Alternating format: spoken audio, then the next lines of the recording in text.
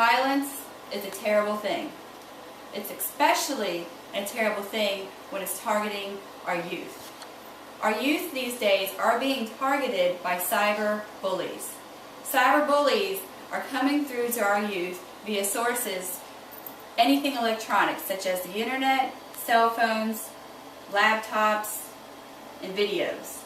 Cyberbullying is defined as an exchange of messages that can happen on the internet with harm, with the intent to send harm or anything evil done to a person. Cyberbullying has multiple outlets that this is occurring by. Cyberbullying is coming across on Facebook, on MySpace, it can happen on Twitter, and it can even come through on YouTube. The exchange of any harmful message with the intent to send harm, as stated in Ebony magazine, can be defined as cyberbullying. These sites that I've indicated above have been highly criticized for serving as a breeding ground for predators against our youth. Almost all of Americans today have some form of electronic device in their home that the children can be attacked on and they do not feel safe. The common belief among parents is that teens who take part in these social networks are more easily targeted, as this is stated in the Children's Youth Survey Review.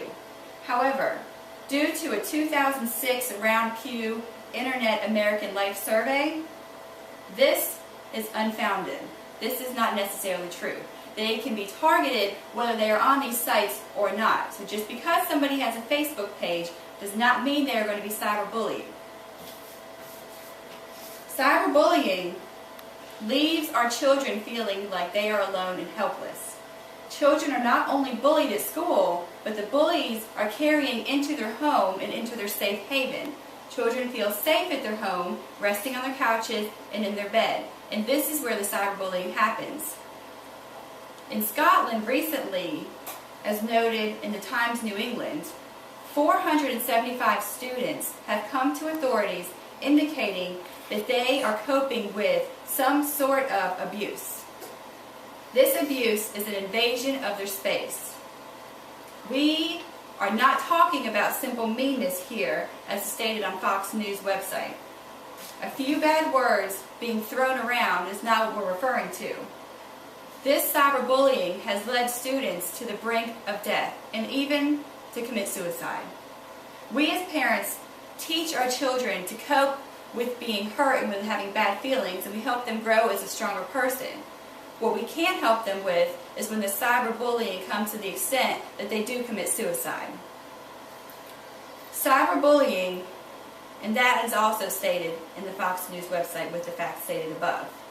Cyberbullying can be assisted and acted upon with the help of our parents. There are many steps that parents can take to assist. They can contact an attorney. They can contact the school, as noted on Fox News. When doing this, though, they need to make sure that they keep everything in writing, so they have a journal and a log of all the actions that are being taken. We need to teach our students that the internet is not a rules-free zone. Rules apply at home and rules apply in public. Rules need to also apply when they're on the internet, as stated in the Times New England.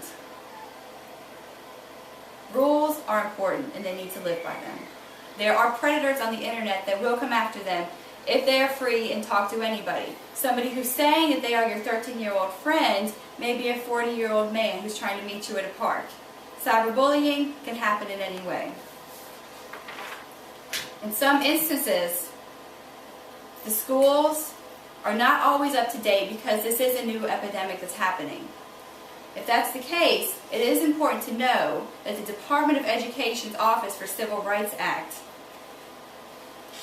has the authority to enforce and take action. They can hold threat of financial sanctions or other punishments against schools if they fail to take action against cyberbullies. The cruelness of today's youth is astounding and it is unacceptable. The violence and harsh words that are used to bring others down are truly hurtful to the heart. We need to protect our youth and stop cyberbullying. Thank you.